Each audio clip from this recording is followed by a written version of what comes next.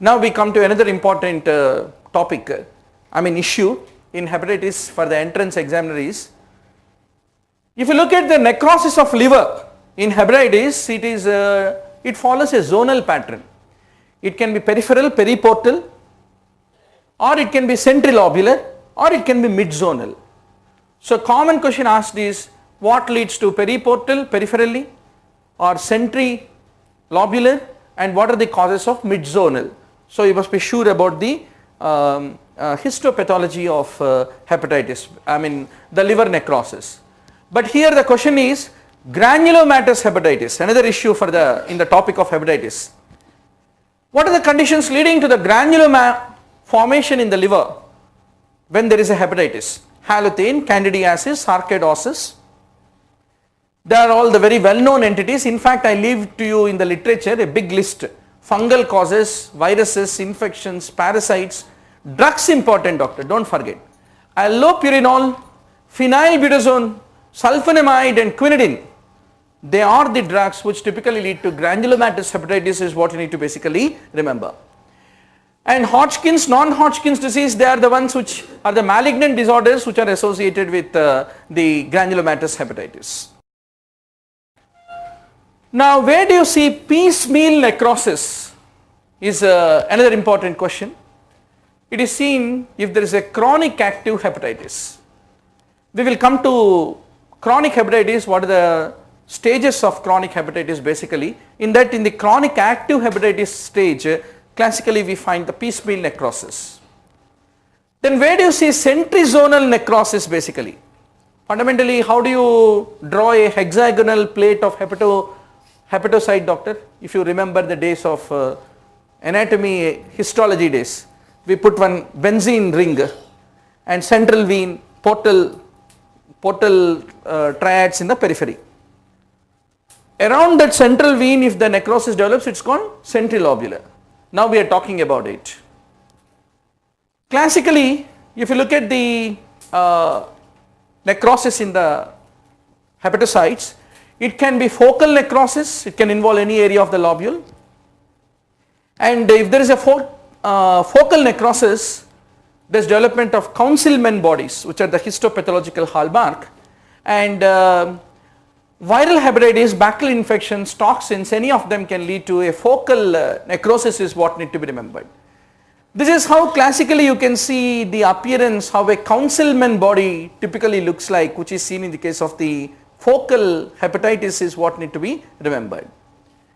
Then coming to zonal necrosis, a very characteristic nature of it is all the liver lobules become involved, not just one focal area, and you have centrizonal necrosis and periportal zonal necrosis and mid-zonal necrosis. They are the three broad subdivisions of a global pattern of necrosis.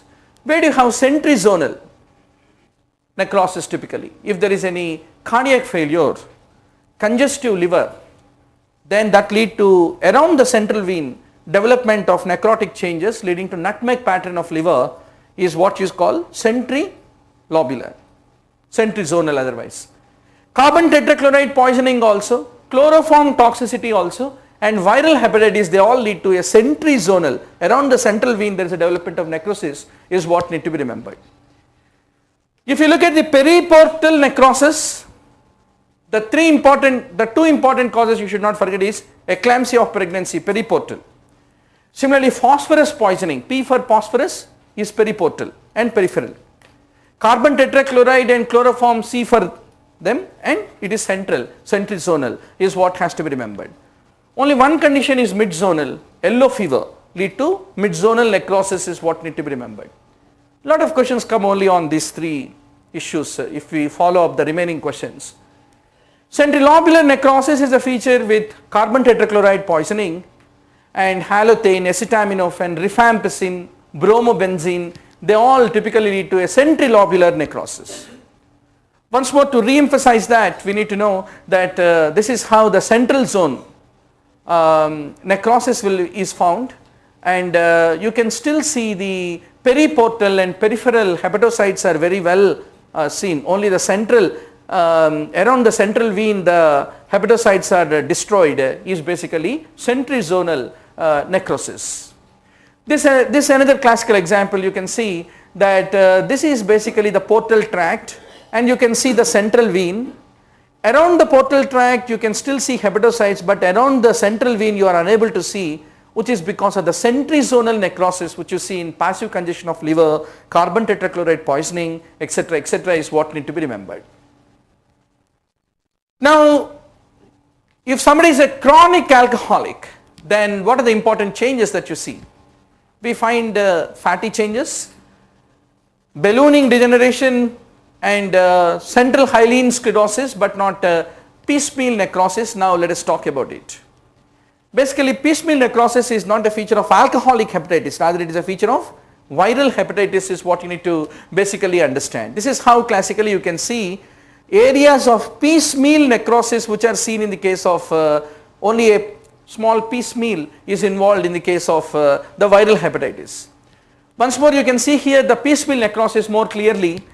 You can see the enlarged portal tract along with mononuclear inflammation, which is only piecemeal, which is the classical nature of that focal necrosis caused by viral hepatitis, is what need to be remembered.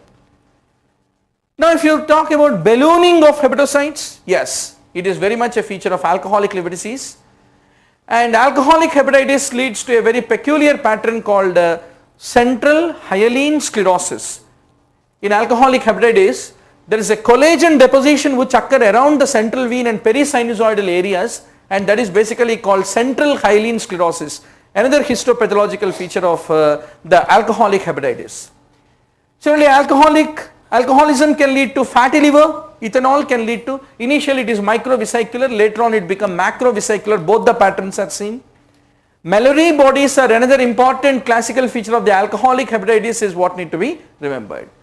So accordingly, if you take clinically a patient of alcoholic liver disease, he can be early asymptomatic, still drinking beer in the weekend without any worry. Second is acute liver disease coming with variceal bleeding, portal hypertension, in whom there is a fatty liver, portal fibrosis, etc. And cirrhosis of liver is a part of chronic liver disease. That's how you basically classify, and this is how the micronodular cirrhosis in the early phases of the alcoholic liver disease typically look like.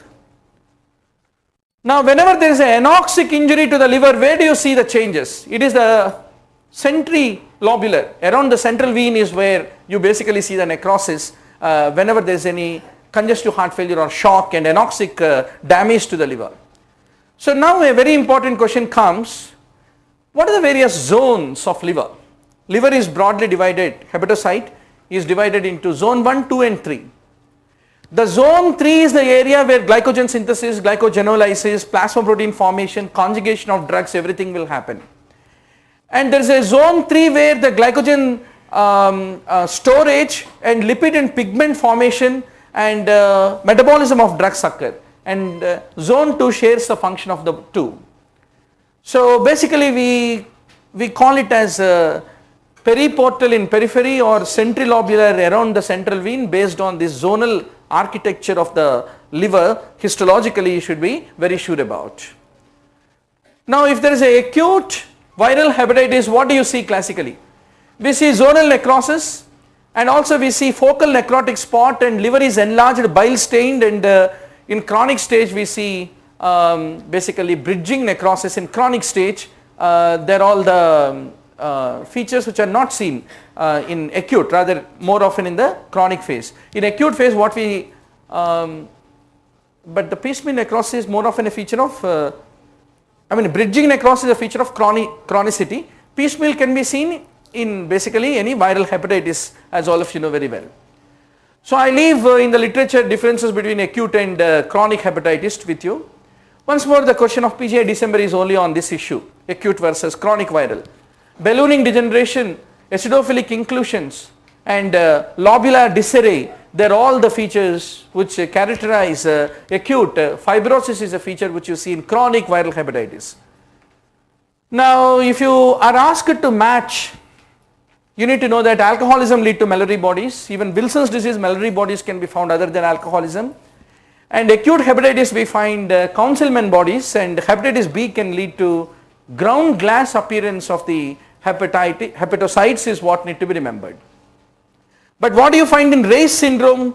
In Ray's syndrome what we see is microvesicular fatty infiltration with a fulminant hepatic failure is what you see in the case of the Ray's syndrome. That is a fundamental difference. In Wilson's, the hepatocellular damage that you see, it looks like acute hepatitis, chronic hepatitis, and also it resembles cholestasis like pattern, everything Wilson basically simulates. Now in chronic viral hepatitis, how do you basically grade the degree of chronic viral hepatitis basically? Basically we call chronic when beyond 6 months, if the hepatitis activity is continuing, we call it as chronic. Earlier we used to call chronic persistent, chronic lobular, chronic active used to be the division. But later on pathologists, everybody thought, there is too much of memory, we have to do even as a senior pathologist, let us abandon that pattern. So then they have classified it based on the cause, number 2, the histological activity and grading, and the degree of progression towards cirrhosis based on that. By cause if you take, it is divided into viral hepatitis, autoimmune hepatitis, drug induced hepatitis, etc., etc. And hepatitis B and C and D can cause chronic, and A and E never cause chronicity in hepatitis, as all of you know very well. Now classification, if you based on the grade, if you take, it can be periportal, piecemeal, bridging necrosis or portal inflammation. Any of these histological patterns will decide the degree of grading based on the histological grade. Based on the stage if you take, no fibrosis 0, mild fibrosis 1, moderate is 2, severe is 3, cirrhosis is 4. But problem will come mild, moderate, severe grading. One pathologist may say moderate and somebody may say, oh, it's very mild comparatively. So it's all subjective feeling, radiology, pathology, looking through microscope, etc., etc. And even our antibiotic policy is also highly subjective. What is the worst thing that you can do in a hospital? You walk into the intensive care unit and look at the prescription of your predecessor and say, ha, this is bad antibiotic, chalo, take off this cephalosporin and put to fluoxetine, and tell the patient that this is a wonder drug I am starting and that is a useless drug our earlier physician started. It's the worst thing that you can ever do. Ideally we should not do. I'll tell you much worse thing than that. Changing one pharmaceutical brand of ufloxacin towards another pharmaceutical brand and telling patient that there is a new wonder drug brought from Sanjeevani Hill which is going to save you. But actually who will go to the Sanjeevani Hill station? Pharmaceutical company sponsors this guy for having had written so many of their own brand of ufloxacin and send him by chartered flight to Sanjeevani Hill. So that is the underlying reason why he changed the brand. But anyway, but all battles in medicine department in intensive care unit happen only on this issue. The chief's antibiotic is never followed by associate professor, which is never accepted by assistant professor, which is discarded by assistant professor's prescription, discarded by postgraduate. But finally what postgraduate writes, house surgeon will not administer it because he is busy for preparation. So that is finally patient goes into sepsis DIC. That's the problem. Now the liver biopsy in acute hepatitis because of hepatitis B virus, if you do, then what will you find? We find ballooning change, we find focal spotty necrosis, acidophil bodies, etc., etc. And fundamentally, what are ground glass hepatocytes, doctor? The ground glass means this kind of a glass, like in the toilet we use, which is semi-transparent. You won't see completely but semi-transparently. So it is a feature not in acute hepatitis. It is a feature of chronic hepatitis. The cells will be holding the surface antigen of the hepatitis B, and that gives a classical ground glass like appearance. Are you able to appreciate, doctor? I don't know, in the last row. Ground glass appearance, semi-transparently you can see, is what you see in chronic hepatitis. So ground glass is chronic, but acidophilic bodies, focal spotty necrosis, ballooning changes, they are all fundamentally features of acute hepatitis is what you need to remember. Where do you see Councilman bodies? We see it in the case of acute viral hepatitis, where there is acidophilic degeneration of the hepatocytes, which is called Councilman.